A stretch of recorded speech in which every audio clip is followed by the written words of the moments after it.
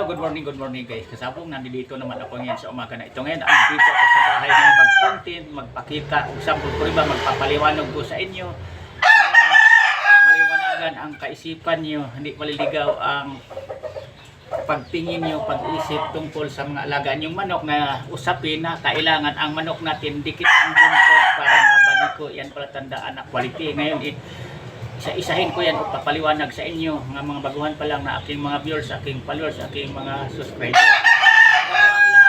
Pagpatuloy ko magpasalamat muna ko sa inyo sa aking mga subscribers, lalo na sa iyong nagdagdag o subscribe sa akin. Thank you sa iyo, sa aking followers, sa aking mga viewers na wala kayo sa pagsubaybay, pagpanood dito sa aking channel, sa aking YouTube, Leo Pasabog TV tungkol pag-alaga ng mga manok na mga panglaban natin sa mga sabungan kakpit. Ito na siya ipapaliwanag ko sa inyo ng maigi para maintindihan nyo ng lubusan kung anong ibig sabihin talaga. Pag buntot ang ating manok, iyan daw ang pinakamagandang mga manokin, iyan daw ang mga quality, magaling mga ubat palok, magaling sa laro sa labanan. Ito na.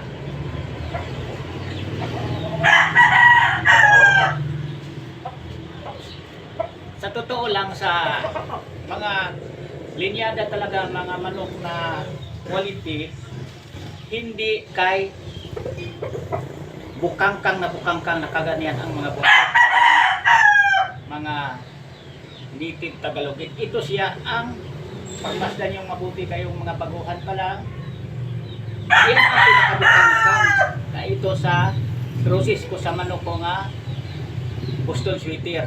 Ang linyada nito siya. Yan, pagmasdan niyo, gano'n na ang pagkabukangkang lang niya. Hindi kayo nakaganon. Yan ang pinaka simple lang na buntot sa isa kalinyada na manok na palatandaan na sarili natin pala dugong quality. Boston Sweater ang process ko nito. Yan, gano'n lang yan kabukangkang. Hindi kayo, yan o, nakatalikod na yan, gano'n lang yan. Hindi na kayo nagpakaganon. Yan, mayroon naman na nakaganon naman yung pero buntot hipo na may tawagin nun. Yan, ganun lang ka bukangkang yan. Yan, oh, pinatalikod ko na. Parang maintindihan nyo kung paano ang sinasabi nga simple ng magpambuntot. Hindi kayo nakaganon ang mga buntot nito talaga. Ang kabukangkang ang ganun lang. Yan.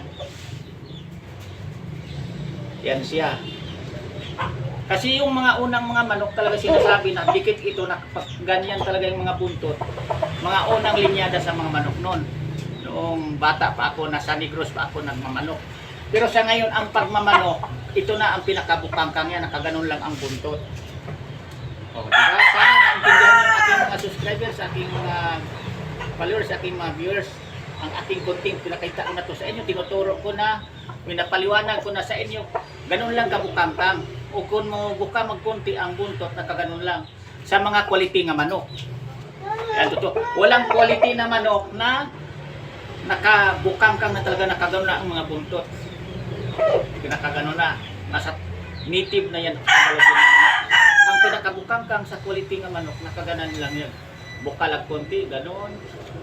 O yan. Yan ang permanenteng kabukhan yan. Makita niyo na pagmumukha sa manok ko mismo ito. O. Yan. Tapos sa binti, sa paa. Yan. Bulto ang katawan. Maliit siya dito. Ang katawan niya paganyan. Hindi siya malapa dito. Na, yan, paganyan. Yan. Pag hinihimas talaga, yung ibang manok natin, karamihan talaga, kung piling-pili, pag himas mo dyan, walang buto talaga. Yan ang patanda ng manok, mabilis maglaro. Magaling umikot, magaling sa laro sa labanan. Kung ganito nga, pag ganyan mo, diretso lang butong mahipo mo. Kasi yung mga mayroon ditong buto, yan tawag mabalaka nga manok yan. Yan ang ipapaliwanag ko kasi napanood ko yung ibang nagpo-content na sumasabit daw dito. Pero manalo pa rin yan kahit masasabit ang daliri natin dito. Yan lang sinabing mabalakang ang manok. Yung dito, mas malapa dito, may buto dito kunti. Hindi naman kayo labas na bukol ang buto niya. Dito naman. Manalo pa rin yan at saka malakas lang din yung mamalo sa dikitan. Pag manok balakang, yung tawag mabalakang malapa dito. Pero ang mga manok na mga ganito, all around ang manok nito, mahusay ito sa taas, cutting, at saka sa baba. Pero yung karamihan sa mga manok na mabalakang, malakas yan sa takan o lalo na yung mga kubag-kubag konti. Yan ang totoo. Yan na, sana maliwanagan kayo mga baguhan pa lang.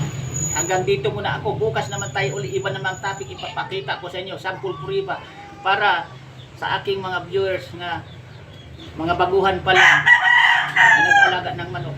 Ito, naliwanagan na kayo nga ang ganito kasimple ang kabukangkang lang ng manok nga quality na palahi sa process ko sa